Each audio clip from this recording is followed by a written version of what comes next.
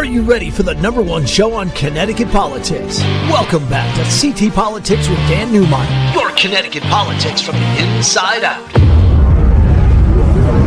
Now, from Studio D, CT Politics TV. Here's Dan Newmyer. Giving the people what they need. Welcome to CT Politics TV, Connecticut politics from the inside out. I'm your host, Dan Newmyer.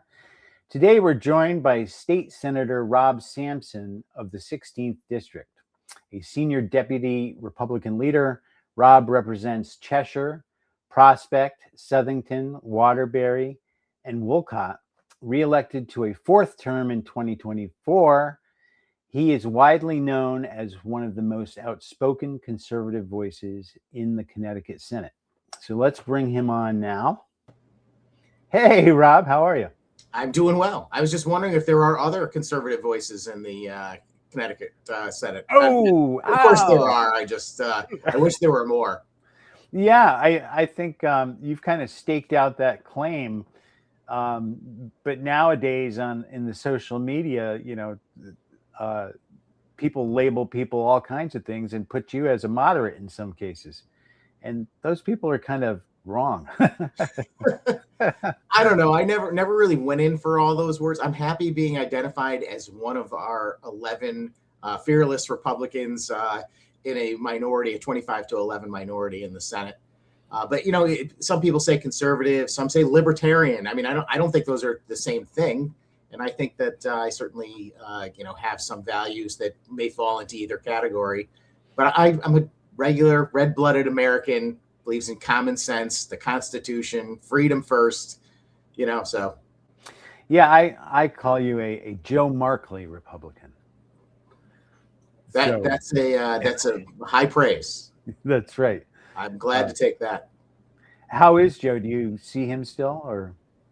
Joe is fabulous. Yes, I just recently got married, Dan, and Joe was the best man at my wedding, which was a tremendous honor. Yes. Great toast too. You can only imagine what a Joe Markley toast at a wedding might be. Oh God, I'm sorry. And, he did not disappoint. And I see Joe pretty often. In fact, I think we're going to go see a show together sometime soon. One of my favorite quotes from Joe Markley, when he came on the radio, I think you might have been there that time, or I can't recall, many years ago, around 2015, 2016, he said, Dan, progressivism, the word implies that it's somewhere that you actually want to go. I never forgot that one. So anyways, speaking of being one of the few and the proud, another session under one-party Democratic rule control, how would you assess the 2026 legislative session from a Republican perspective? Yeah, it was an interesting session. I think the majority was exceptionally bold. Usually in an election year, they tend to tone down the really, provocative bills and legislation, but not this year. They went for it. You had the usual political bills. You had bills about keeping ICE out of Connecticut. Things like that. But they also went after homeschoolers, medical freedom. There was a gun bill.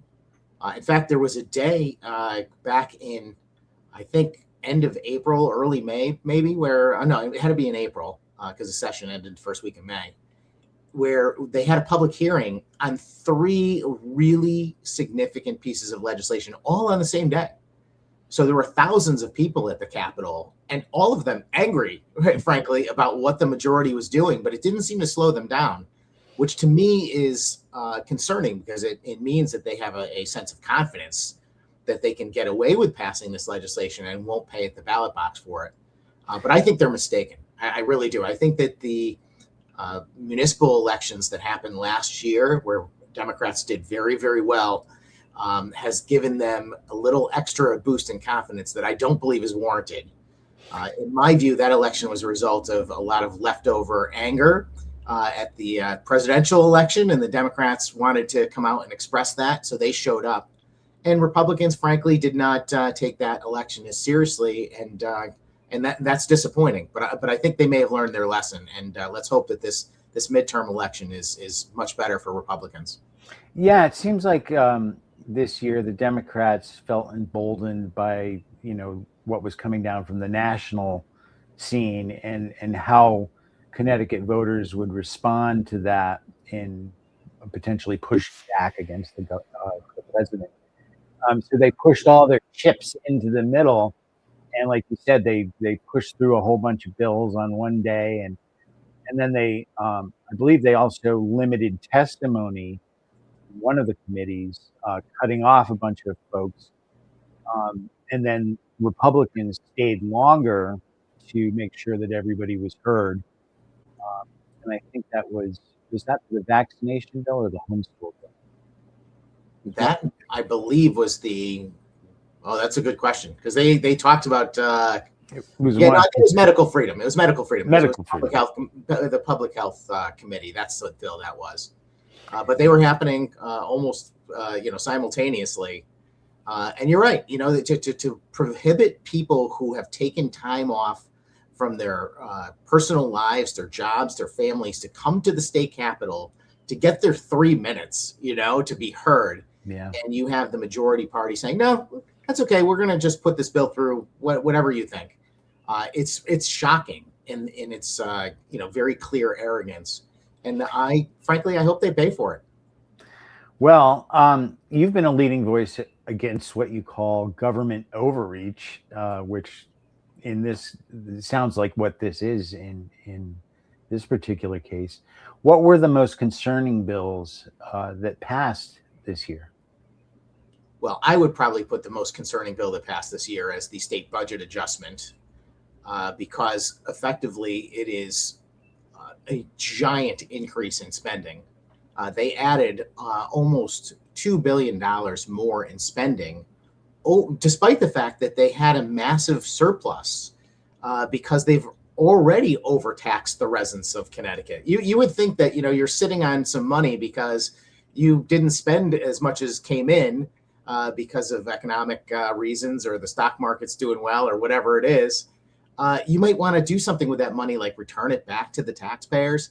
Not them. They said, no, we're going to keep that money. We'll find a way to spend it. And we will also increase spending another $2 billion. It's just very surprising to me. Republicans countered. We offered an alternative that actually gave the surplus back to the taxpayers, and of course didn't raise taxes. So you're talking about a $4 billion difference. And this, what people should realize, is that this is not even a budget year. The budget happens in the first year of a 2-year biennium. This is supposed to be just an adjustment, tweaking around the edges. And here you have the majority party blowing through our guardrails that we like to call them, the spending cap and the bonding cap and all that, with complete disregard for common sense or economic certainty. And it's very concerning. Now, they did do some good things. They increased some municipal and education aid, which I did support. And our Republican alternative also included the same exact provisions. And that's important, because I do believe that over the years, towns have been shortchanged by the state. The majority Democrats in Hartford have not kept up with inflation and the rising costs on a local level, which is forcing these towns to have to keep making up for it by increasing property taxes. So I'm a huge supporter of increasing municipal and education aid to towns. So I'm glad to see a little bit of that, although we need more. Yeah, Joe DeLong was just on yesterday or the day before, and that's what the show was basically about, was how the formula is not tied to inflation, and so the towns have been getting shortchanged, and the only way they can make it up is by raising your property taxes. And it's a huge deal that he felt was just band-aided over in this session, and instead of changing the formula to be tied to inflation. How do you think that went? The game is rigged, Dan. I mean, the majority party in the state, the Connecticut Democrats, have passed a bunch of legislation that ties the hands of towns to be able to handle this problem themselves. We have binding arbitration which basically says that, in a dispute between the town and their public sector employees, school teachers, administrators, you name it, they don't have a ability to negotiate. If they try and negotiate, it will go to arbitration. It costs the taxpayers money. They will almost certainly lose. So they ended up just take whatever contracts are put in front of them. And this means that they're forced to deal with those increases, whether they have the funds to do it or not. And ultimately, it ends up costing taxpayers. Now, I'm all for paying teachers more. My wife's a teacher. I think that they had to do an incredible amount of work for how they're compensated. And they're a very, very important part of our social fabric. I mean, we can't have a prosperous future in America if we don't have educated kids, right? So, Sure. I mean, I'm a big fan of increasing education aid and trying to support that, but it should not come on the backs of local property taxpayers, many of whom, especially in small towns like the town I live in Wolcott, it's a lot of seniors. They're barely getting by. You have electric bills that are off the chart, plus, rising costs of healthcare, insurance, medication. They're having to make difficult choices. Do I, clean out my gutters, or do I pay my electric bill? And here comes the big giant property tax bill because the town has no choice but to make up for those raises. Yeah, I think to your point, one of the things that Joe DeLong also mentioned is, some towns have tried to do some regionalism where they say, okay, we're going to have a high school that serves these 3 or 4 community or towns, and then we'll handle the elementary stuff on our own, keep our local schools. And he said that because of the structure of the administrative side of things, you have 4 different layers of administration, which could then be consolidated, you would think, to just do the same thing that they're doing now, saving all that money. Oh yeah, well, it's certainly been a lot of growth in education administration since you and I went to school. There is no question about that. I mean, you can walk into any public school these days and realize there's an awful lot of administrators there. And again, I don't want to knock anyone in particular. Everything's a balance in politics, right? You've got to figure out a way to be able to afford the things you want and need, but you've got to do it in a way that the people can afford. And I just feel like, a lot of small towns are being hit the worst. They do not have the tax base to generate the funding to support what the state is requiring. And, I kind of take my position, not only as a warrior in the state legislature on state policy, but I also feel like I'm trying to defend these small towns. I'm trying to stand up for the small towns and say, hey, wait a second, what are you doing to these other communities? How are they going to be able to deal with this? It's a frustration, and it seems to get worse every year. They come back with more mandates, something like 1,400 mandates on towns. That was the number, yep. And it's just like, are you kidding me? I mean, seriously. I mean, and Connecticut is a state where we have a constitutional requirement for home rule. That means the towns are supposed to be able to make their own decisions, but yet the Connecticut Democrats just keep coming back. Planning and zoning is the latest thing that they're trying to make a giant push to hand over to more state decision making. People are elected on a local level by their neighbors to do planning and zoning. Why are we letting someone in a far off community decide for our small town? So I think if people really understood these issues, I think that they might be questioning what the majority is. Politics is such a difficult thing, Dan. I don't know. I've been trying to move the needle to get, residents to have a firmer understanding of what type of policies are in place that we should be changing or addressing and where the political parties stand. But it's so complex. So unless you're following politics on a regular basis, I don't know that the average person really has enough information to really process it all. I agree with you. I think that's the largest problem. And then, on the media side or journalism side of things, is that all you're getting is, well, let's talk to Senator Sampson. And then you get one sentence to say something. They take it out of context and throw it out there, and it doesn't even relate to whatever you were trying to make. And same thing with the articles. That's why, a long form like we're doing here, we can talk about it a little further. But even that, things are very complex. And I was shocked to learn, that there were 1,400 mandates. And what Joe said was, it's death by 1,400 cuts. It's not any one in particular necessarily, but it's the accumulation of them all, which just starts to just slow the whole thing down and cost a lot of money. Those mandates are the bane of my existence, Dan. I can't even tell you. I mean, for lots of reasons. I mean, they're hard to vote against. We have to mandate that there's a school nurse in every school. Well, even though there might be like a school across the street from another school, and the school nurse could easily cover the population. Nope, can't do that. We've got to have a separate nurse. It just as an example. But these things are hard to vote against. So when I'm in the legislature and I'm like, wait a second, can we let my towns decide how many nurses they need or anything else that we're talking about? And you take that no vote, guess what? I mean, you're going to get whacked for it. So I take those Sampson's against nurses for That's right, children. Exactly. I take those votes and I do it proudly.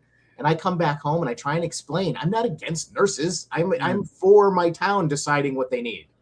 And right. Maybe they need more. That's right. But invariably, election time comes and, our political opponents will come around and say, oh, Sampson's against nurses or anyone else. Again, that's right. Yeah. And it's, that's an interesting thing about politics is that you can spin things all over the place, to have people think all kinds of things. But before we leave the supermajority, there was a special session that happened early on where the majority went and took a bunch of stuff that hadn't passed the previous session and then just pushed it all through. And then I don't know if it was you in particular, but it might have been, who was chastised for speaking up about it. Well, I mean, I don't want to put words in anybody's mouth, particularly the Speaker of the House. I think he made several comments, and he's alluded to me more than once as being a provocateur because I tend to throw my weight and my ability around. I serve as the policy and screening chairman for Senate Republicans, so I'm in charge basically of determining how we score all the bills. And I've got to know every bill. I mean, most lawmakers concentrate on the bills that are in the committees that they are in. And that's not to say they don't read the other bills too, but they are not as intimately knowledgeable about them. And they rely on their fellow ranking members that share their value system to help them. But I've got to know every bill. And because of that, I also am very well positioned to be able to make an issue of certain provisions in those bills, to make changes to them, to negotiate the various parts of them. And also, if necessary, when things tend to shift near the end of session and the minority party has a little more power because time is running out and we have the ability to slow things down or offer amendments and things, I know what to do. And I've been very, very good at it. And I've been cultivating that since I first was elected to the State House. And so, they get frustrated. But at the end of the day, I think the Democrat majority, they realize that it's their own time management that's the problem. If they really want to run these bills, they can do them earlier. In the final week of session, they didn't even bring us in on Monday. They start at 12 noon. It's like, well, don't look at me like I'm holding things up. And what happens is they end up like bringing bills out at 3:30 in the morning. They did a big gun control bill at 3:30 in the morning on the final day of session after we had been there for the entire previous day. And then we finished that. I spoke for 4 or 5 hours on that bill. And then 7 in the morning comes around and they want to start another bill. And my leader, Senator Harding, had to negotiate, an opportunity for us to go home and shower and get refreshed. And I came back probably around 11 o'clock in the morning and did another several hours on a big election bill. So, it's tough work. What the Democrats did, though, this year by coming back beginning early in the session and emergency certifying a lot of things that didn't pass last year, to me, is a complete abuse of power. It completely negates the process. The notion that, there's supposed to be public input on these bills, there's supposed to be committee debate, there's supposed to be committee votes. For me, that was an exercise in their abuse of power. And again, another thing they should be held to account for. Yeah. So the gun bill that you were referring to, was that the Glock bill? And you spoke about it being unconstitutional. Why do you believe this law will not achieve its stated goals? Well, if you watch the debate, Dan, I don't know if they're. I did. Yeah. They didn't really express any stated goals. In fact, the bill doesn't even mention Glock at all anywhere in it. It refers to what they call convertible pistols, which are perfectly normal and lawful firearms now that have the ability to be modified. So they're going to ban a whole class of firearms because someone could use that in a criminal act. But again, I mean, it's the same thing as a sawed-off shotgun, which was my example. It's like we don't stop selling shotguns because someone could saw off the barrel. Don't give them ideas. Right. I mean, Right. But this is what they're doing. And, the proponents of the bill could not identify the implements that we're talking about, what makes the firearm a convertible firearm. It's just a bunch of hocus pocus. It's an opportunity for them to take another shot at the lawful firearm community, firearm dealers in particular, by making this confusing legislation, which makes perfectly lawful things illegal. This is a victimless crime, as usual. All the gun control they do are victimless crimes. I put in bills every year to actually prosecute people that use guns in crimes. That's what we should be doing, right?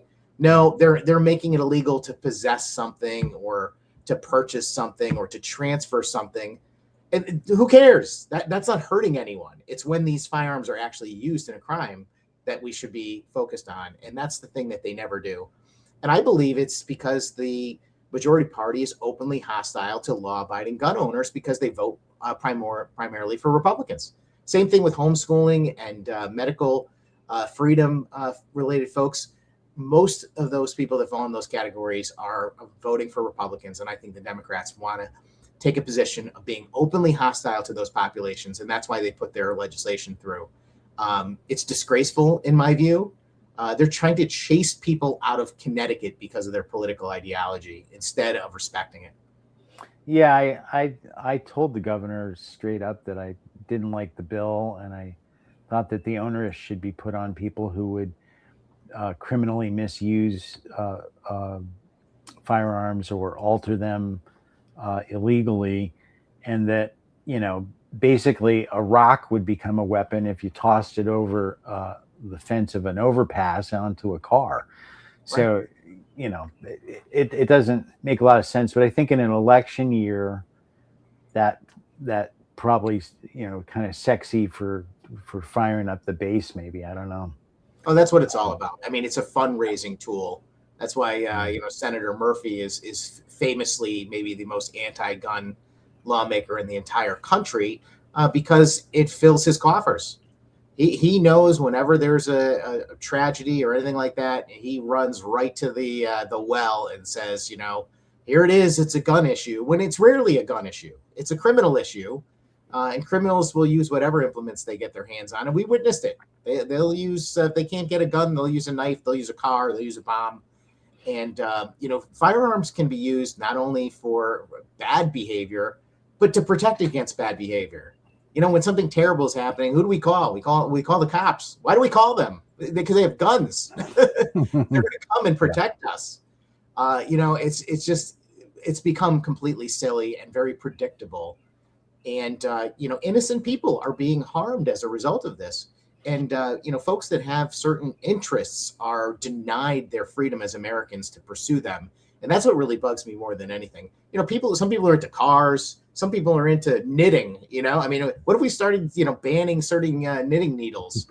This is the thing. They're just purposely attacking a population of people because they don't agree with them, not because they are dangerous.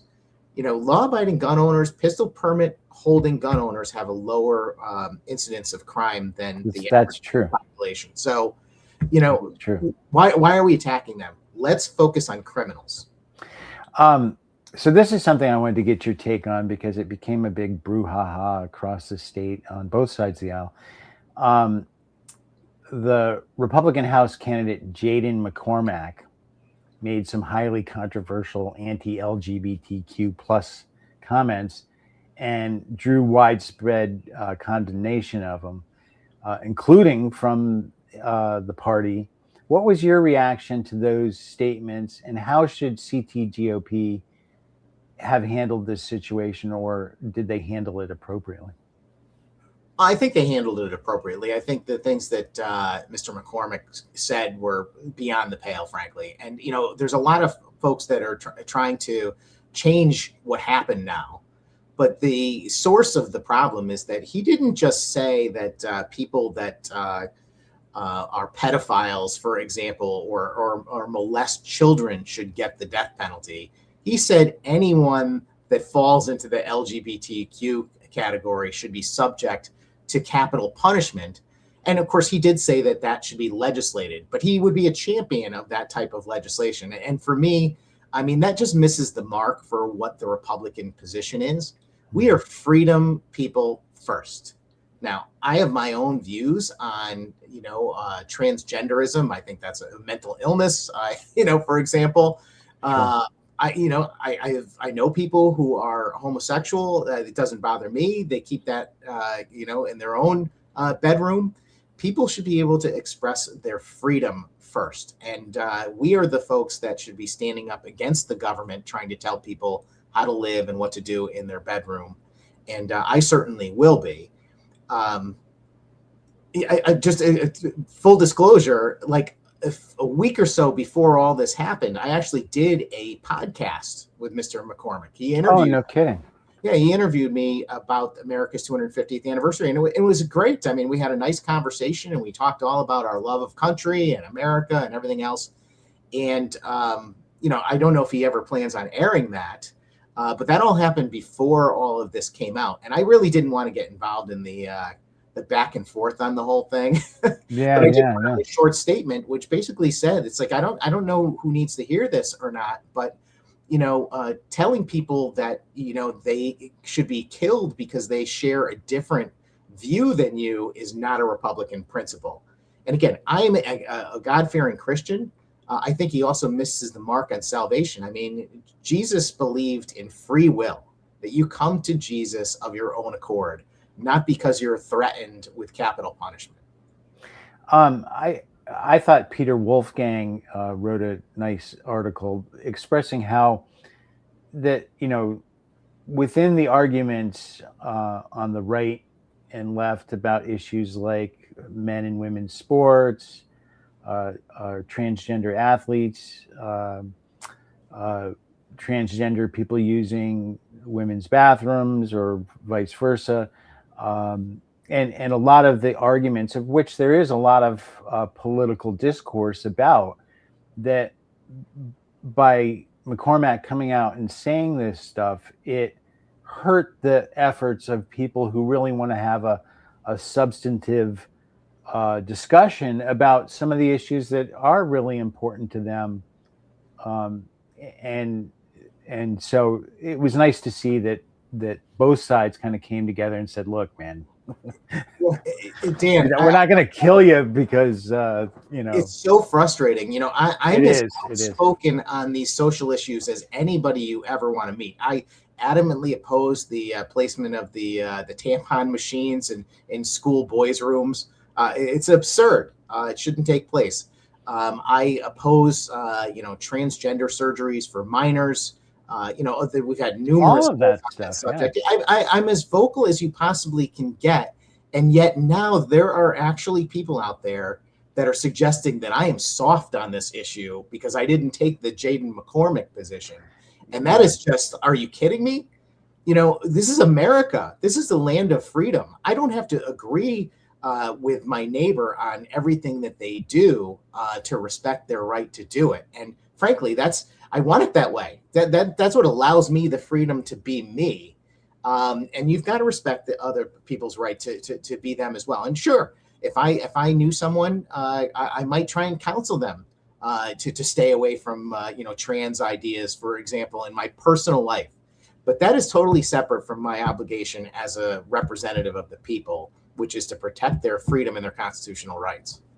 Yeah, I think Ben Proto was on, and we talked about it a little bit, and he said, that CTGOP just has to get better at vetting these people ahead of time and looking at their social media and stuff like that before they come out and shoot pictures with everyone, and then it gets dragged out. But yeah, no, of course I did my interview with him. This is the endorsed Republican candidate for state rep. I mean, yeah. I assume he's a legit guy, right? I mean, I barely knew him. So yeah, there's another guy down in the Norwich area who ran in a special election when Representative Ryan passed away, and he had everybody out door knocking for him, and then the day before the election, the New London Day comes out and says, "Hey, by the way, this guy's a convicted felon," and he hadn't really disclosed that to anyone. You know what I mean? And it's just that frustrates me more than anything. Is like, it's one thing if you have a past and you want to run for office, you come out, you put it on the table, and then you've inoculated yourself to that degree, right? This is what happened. I did my time or whatever it is. And then everybody knows, and they can make the decision as to whether they want to stand next to you for a photo op or whatever. But anyways, enough of that. It's down the river. Your colleague, Senator Ryan Fazio, is running for governor. And I know that you have been a strong, ardent supporter of Ryan's now for quite a while on his attempt to become Connecticut's next governor. How's that going? And what do you think about the campaign? It's true. I am maybe Ryan's biggest supporter. I was right there in the beginning and encouraging him to do it. I saw the opportunity. I saw the opening, and I've always had tremendous faith in him. Even when he was first elected to the state Senate, I was immediately impressed. He's such an intelligent and charismatic person. And, Dan, I don't want to cast aspersions on, my colleagues in either party, but there are, I would say, a small handful of people that are actually working hard at this job, who take it really seriously and are doing it for the right reasons, because they really want to see an improvement in our state government and in the lives of the people of Connecticut. And Ryan exudes that. And I think people get that from him almost immediately. So I've been very pleased to support Ryan from the beginning and travel around with him. I just did a few business tours just recently. Just seeing him with people is remarkable to me.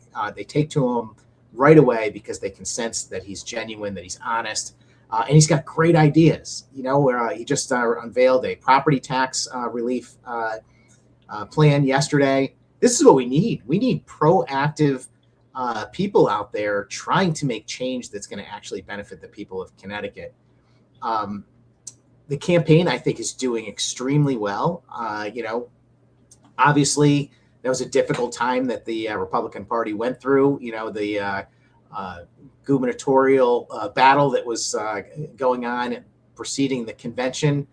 I feel bad about that situation. I will say that as much as I respect Mayor Stewart, I do believe that the investigation should be as full and complete. And if she is responsible for any criminal behavior, she should be taken to task. Prosecuted, she should be prosecuted to the full extent of the law.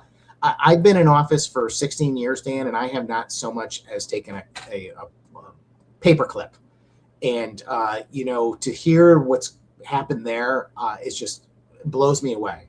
You cannot violate the public trust and expect to get away with it. I think we should be held to a higher standard. But not to get off track, Ryan is doing extremely well, and I think Governor Lamont is not. I think that running for a third term is difficult anyway. I sense that out of the gate that people might say, you've overstayed your welcome.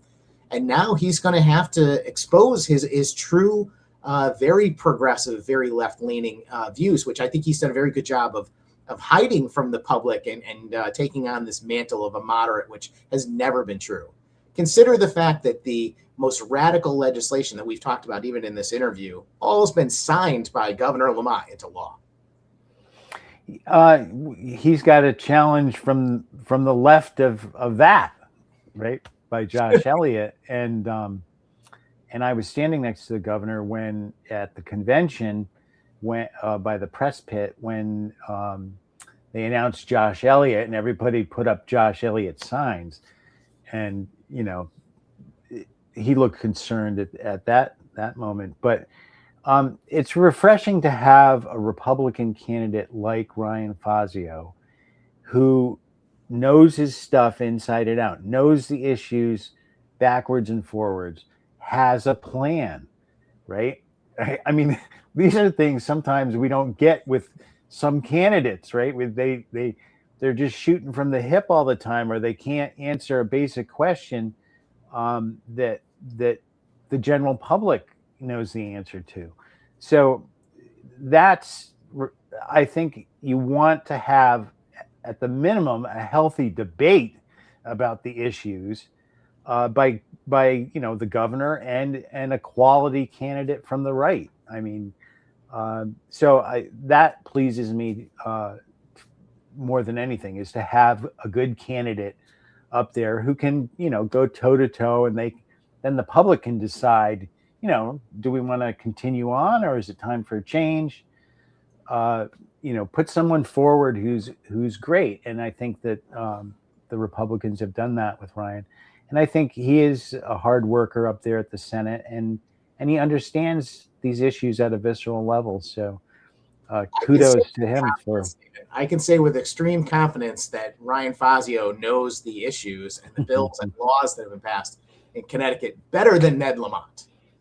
Okay. The previous challengers to both Governor Lamont and Governor Malloy, great guys, but they were from outside of politics. They didn't have an intimate understanding of the actual legislation that had passed, other than trying to catch up and learn it. Ryan's, dug in. He knows every one of these things inside and out. And I suspect he knows the bills and the laws better than Governor Lamont does. I suspect Representative Elliott does as well. And I think you're right that is going to be quite the battle on the Democrat side. And the good news about that is that I don't think Josh Elliott is hiding from who he is and what he believes. No, he's right out there. Yeah, and the closer Ned has to align with that, which I think he will have to secure that nomination, because the Democratic base is as progressive and radical and remarkably so. It's shocking, in fact. And to be fair, though, that the governor has been somewhat of a block to the most wildest ideas of, taking down the fiscal guardrails and stuff like that, and dealing with things. He's not so much. He voted. He signed. He's not as far left as Josh Elliott. I would say he's pretty darn close. He's on the other side of him. But anyways, no, it's excellent having that. And to me, I think also having a history of being elected, being an official, serving at a capacity in public service is the background, the proving ground that you want in someone who's going to take the top job, or even in a state rep race. If someone served on the town council, if someone served zoning or education, sorry about that, then they've experienced working in public service, and they have a little record that you can look at. And Ryan has a big record. He's won in a Democratic district.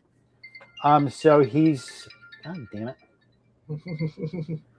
I should have turned that off to begin with. So I think that's a big positive for him, and I look forward to the debates to come and see how things shake out there. So, anyways, what's on your agenda for the rest of the day, sir?